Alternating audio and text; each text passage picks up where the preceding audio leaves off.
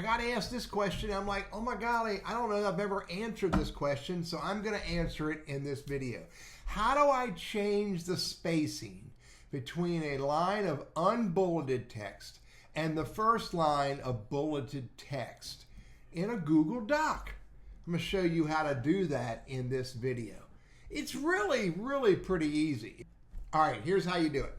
If I highlight this piece of text right here, I'm going to change the spacing associated with that line. Now I can click on this icon right here, which is line and paragraph spacing. Now if you don't have that on your menu, go over to Format and you can find line and paragraph spacing right there.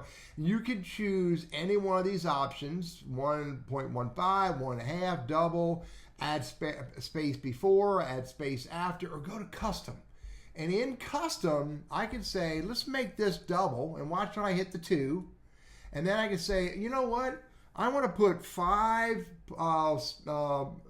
points before, and I want to put 5 points after. And when I hit apply, look what happens. It put a little bit of space ahead of it, a little bit of space below it, and it double spaced it. Now I'm going to Control Command Z and get rid of that. I'm going to go show you one more time. I hit this icon here. If I want to have this be double spaced, I simply hit double space.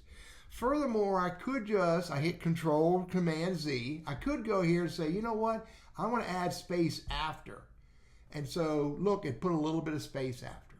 It's all about, right there, line and paragraph spacing. You know what? Let me undo that and show you something else. Let's grab this first line right here. I could adjust the formatting of this first line right here, same thing, and I could say add space before. And look what it did. It put space before. And you know it because when I highlight that, it highlights a little bit of space above it. Versus when I highlight this, it highlights minimal amount of space above or below. Format, line and paragraph spacing.